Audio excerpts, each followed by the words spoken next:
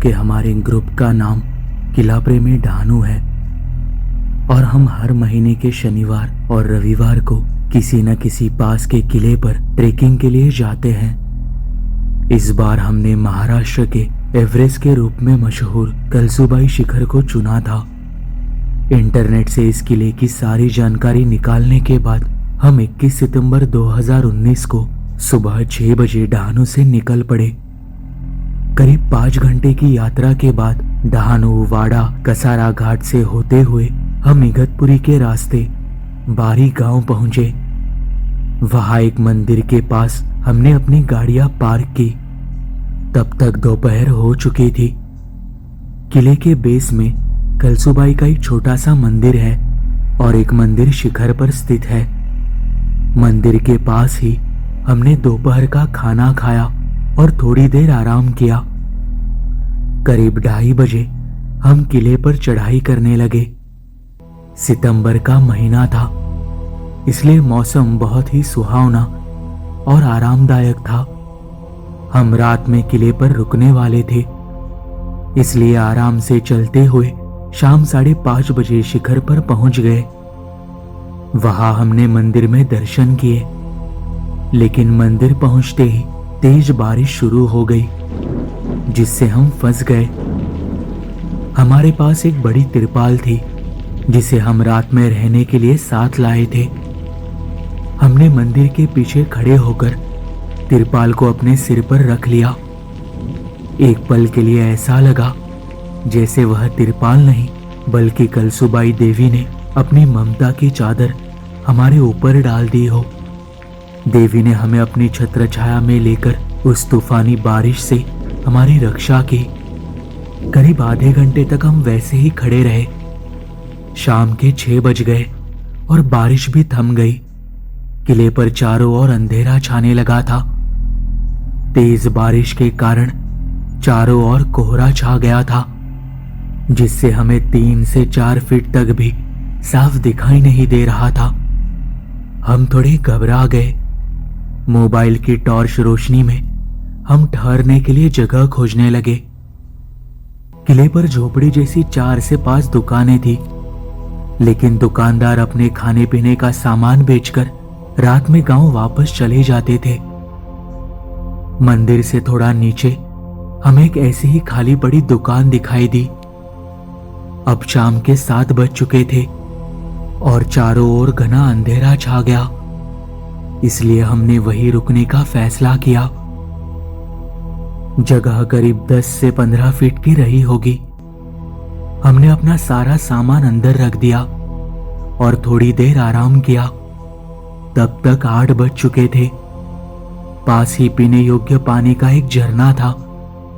वहां का ठंडा पानी पीकर हमारा मन पूरी तरह तृप्त हो गया। हमने खाना बनाना शुरू किया। हालांकि आसपास लकड़ियां थी, लेकिन हाल ही में हुई बारिश के कारण वे सभी गीली हो गई थी।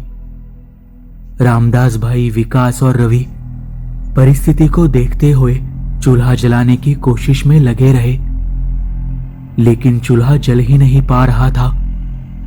हमारे साथी नीलेश भाई ने तो यहां तक कहा कि वह चूल्हा जरूर जलाएंगे, लेकिन फिर भी अग्नि देवता हम पर प्रसन्न नहीं हो रही थी। आखिरकार हम थक हार कर बैग में पड़े बिस्किट के पैकेट, वेफर्स जो भी मिला खाने लगे।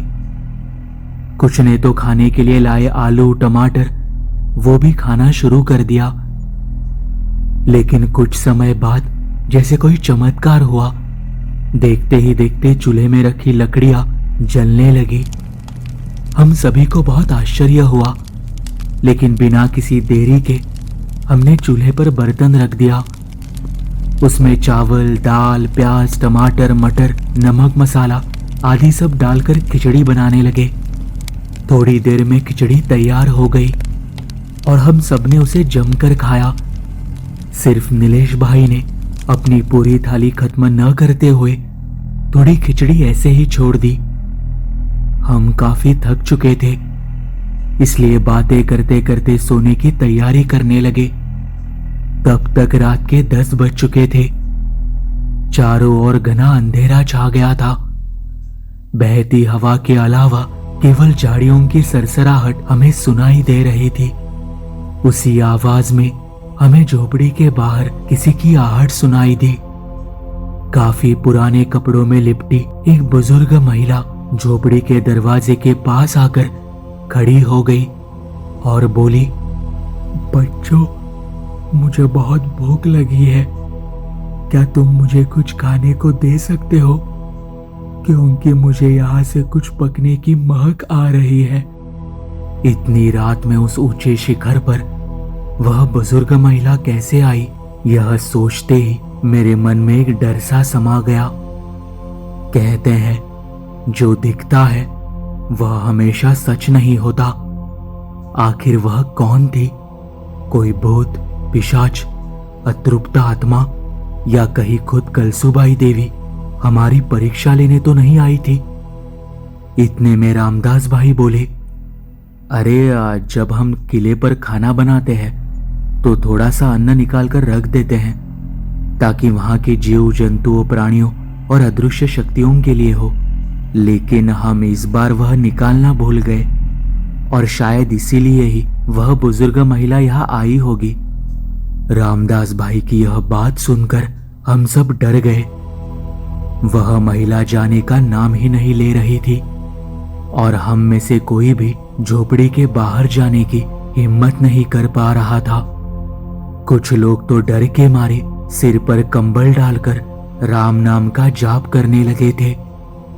तभी हमारे समूह में से सबसे साहसी रवि उठ खड़ा हुआ और नीलेश भाई की थाली में बची हुई खिचड़ी एक दूसरी थाली में लेकर दरवाजे के पास गया। बिना उसकी ओर देखे उसने थाली आगे कर दी। उस महिला ने जल्दी से थाली झपट ली और दरवाजे के पास बैठकर खाने लगी। रवि फिर से हमारे बीच आकर लेट गया। तभी मैंने उससे कहा, रवि, उसके पैर देखे क्या? उल्टे थे या सीधे? मेरी बात को मजाक समझने के बजाय वह उठकर सीधा झोपड़ी के बाहर उस महिला को देखने चला गया। मैंने उसे रोकने की कोशिश की, लेकिन वह मेरी बात न सुनते हुए सीधा बाहर चला गया। हम सब दरवाजे की ओर देख रहे थे और उसके वापस आने का इंतजार कर रहे थे, लेकिन 5 मिनट बीत जाने के बाद भी वह वापस नहीं आया। अब हम सचमुच बहुत डर गए। मैंने कहा, रवि को गए काफी समय हो गया है, हमें उसे ढूंढने जाना चाहिए। तभी रवि अंदर आया और हमारे कुछ पूछने से पहले ही सीधे जाकर लेट गया। तब मैंने उससे पूछा, क्या हुआ भाई, तुम इतने समय कहाँ थे? इस पर उसने कहा, वह बुजुर्ग महिला गायब हो गई, थाली खाली है। मैंने उसे थाली दी और 1 मिनट भी नहीं हुआ था कि उसने थाली खाली कर दी। पिछले 5 मिनट से मैं आसपास के पूरे इलाके में उसे ढूंढ रहा था, लेकिन वह कहीं भी नहीं दिखी। मैं अब बाहर नहीं जाऊंगा, सो जाते हैं। गीली लकड़ियों के बावजूद अचानक चूल्हे का जलना, उस बुजुर्ग महिला का खाना मांगने आना, यह सब निश्चित रूप से किसी न किसी अर्थ का संकेत था। इन्हीं विचारों में हमने वह रहस्यमयी रात किसी तरह गुजारी। सुबह हमने फिर से कलसुबाई देवी के दर्शन किए। हमें ऐसा महसूस हुआ जैसे कलसुबाई देवी हमारी परीक्षा लेने आई थी।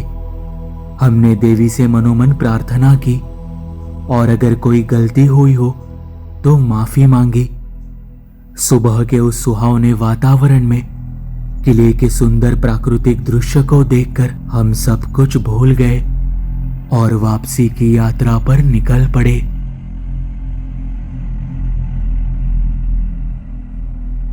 यह कथा सुनने के लिए धन्यवाद। यदि आपको यह वीडियो पसंद आई हो तो कृपया इसे लाइक और कमेंट करें। नए वीडियो की अपडेट्स के लिए हमारे चैनल बियॉन्ड फियर को सब्सक्राइब करना ना भूलें। और भी रोचक अपडेट्स के लिए हमारी सोशल मीडिया प्रोफाइल्स को जरूर फॉलो करें। सोशल मीडिया लिंक्स आपको वीडियो के डिस्क्रिप्शन में मिल जाएंगी।